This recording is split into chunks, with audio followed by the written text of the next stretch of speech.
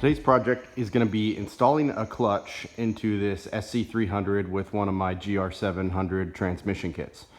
And here on the floor you can see this Clutch Masters. This is a FX300 kit, and here you can see everything that comes with the kit. It comes with a bleeder line. You can see the bleeder on this end, and this is a feed line. And this might not be long enough for our SC300, but we'll find out here. You have your clutch alignment tool. You have the hydraulic adjustable throwout bearing itself, and I'll show you how to adjust it using these shims here later. And you have your bolts to attach the throwout bearing to the actual T56 Magnum transmission itself. And then you have the pressure plate and the clutch disc itself. So this is an FX300, and you can see it's not a puck style, it's a full Kevlar disc. So it's good for, I think, 650 or 600 wheel torque. So it should be plenty. This is just a stock SC300 that I'm doing this on. So it'll definitely be able to hold that power. So let's get started. So here is the stock clutch that came out of this SC300. And you can see here, this is the factory pilot bearing.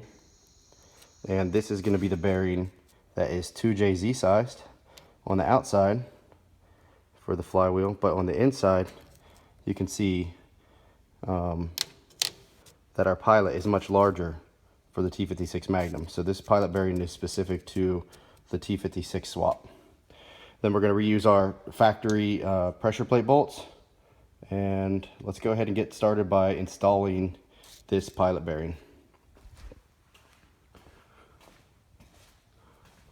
Another thing to notice here, you want to take a look at your factory flywheel, and you want to take a look for any really heavy warping or any marks. This one is actually pretty smooth, so I'm going to go ahead and install the clutch without getting the flywheel resurfaced.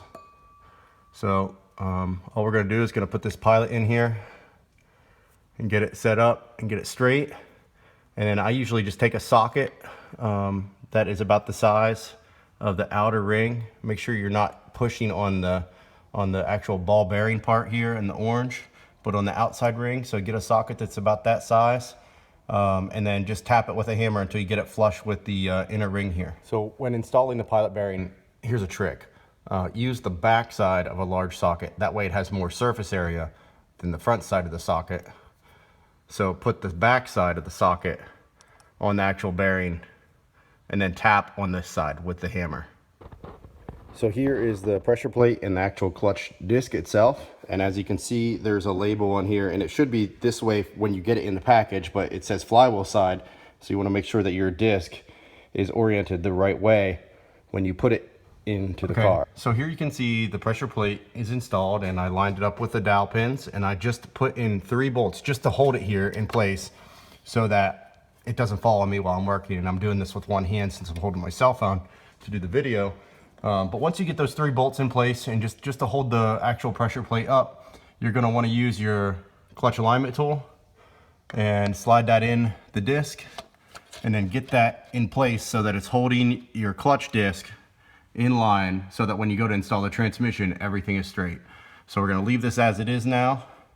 We're going to go ahead and install our other bolts and get them all installed, and I'm going to tighten these down to 23 foot-pounds.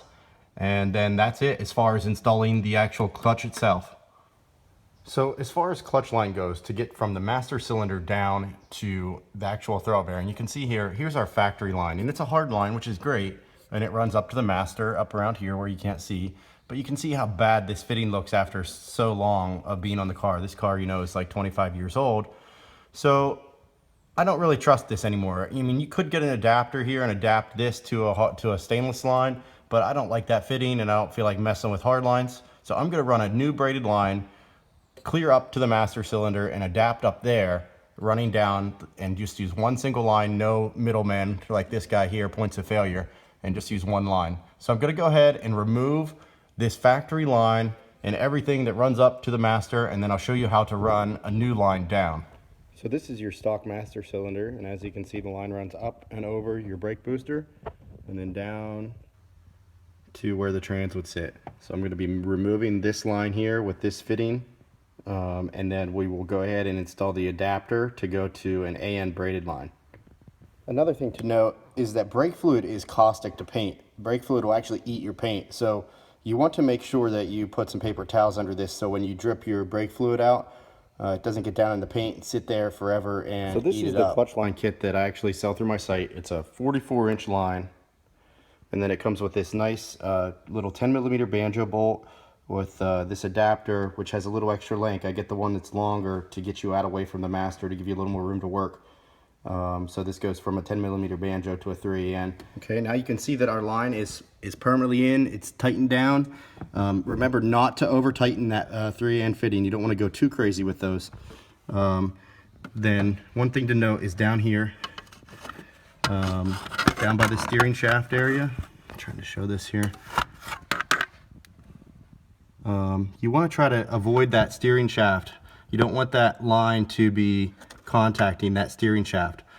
So what I recommend is keep it up and away from it, and then zip tie it to the factory brake lines running down there. Another thing you might say is 44-inch. That seems so long for a line, but if you look at this, when the trans is installed, you don't really have that much room because the throwout bearing is going to be, roughly right in here. So once you secure this line over on this side, you're not going to really have that much extra. So 44 inches is about ideal for a car when you're running a stainless line the whole way up to the master cylinder. The other thing that the longer line does for you is it allows you to drop the trans out and down to where you can access it and then remove the throwout bearing entirely. Then you don't have to re-bleed the clutch when doing transmission jobs. And I've learned this with the Magnum swaps. This makes it a lot easier. Okay, so what we're gonna do now is we're gonna measure the distance from the block out to the clutch fingers. And since we have this pressure plate that gets in the way of that measurement, we're gonna have to take two measurements and then subtract. So the first thing I'm gonna do is I'm gonna take a straight edge, I'm gonna lay it across my pressure plate. And then what I'm gonna do is I'm gonna measure the distance to the straight edge to the fingers. Okay, so that measurement comes out to 5.5 millimeters roughly. Then the next thing we're gonna do is we're gonna measure from the pressure plate to the block. And that is 67 inches. So 67 minus 5.5 is 61.5. So that's our distance from the block out to the fingers, 61.5. Now, one thing to mention is some clutches might not have the pressure plate in the way. Some clutches, the fingers might stick out past the pressure plate. And in that case, you're gonna take the same approach here, except you're gonna lay your straight edge across the fingers, which is gonna be sticking out here, and you're gonna measure both sides, and then take the average of that. And that'll give you your distance from the block out to your fingers.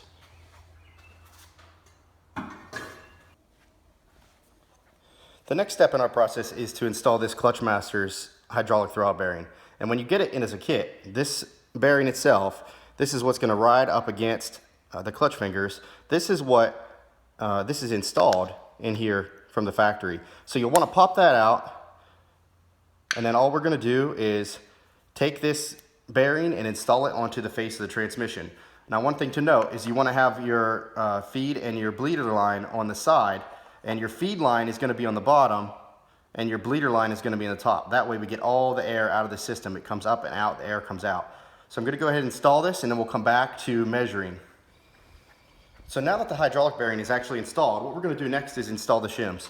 And this is the shim stack that they give you with the Clutch Masters kit. So I'm just going to slide them all on there for now, and I'm going to go ahead and install that onto the bearing itself.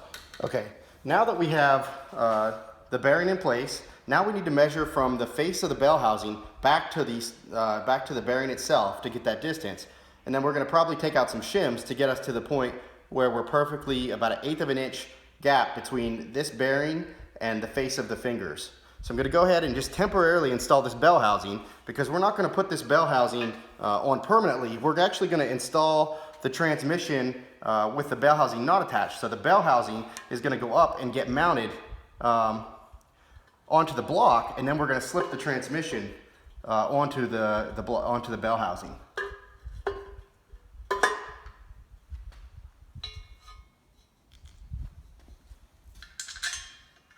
So all I'm going to do is just put 2 bolts in here temporarily, just to hold the bell housing in place so it doesn't fall off while I'm trying to measure. Okay, now that I have my bell housing mounted and ready to go, I'm going to go ahead and take my straight edge again, and I'm going to measure back to the finger, or to the bearing itself.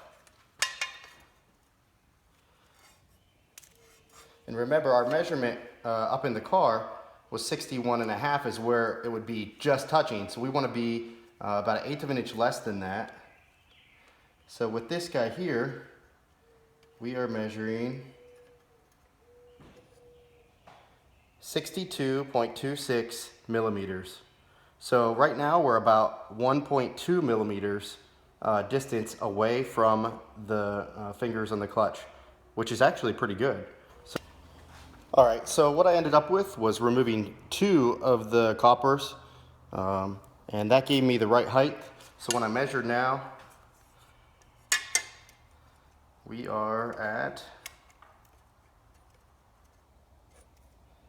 65 millimeters. So 65 millimeters minus 61.5 gives us 3.5 millimeters of distance, and that is just over, or just around 1/8 of an inch, which is just about perfect. So right now I think we're good to go. We can go ahead and take the bell housing off, and we're going to install the bell housing up onto the block, and then we can go ahead and get the transmission actually installed into the car.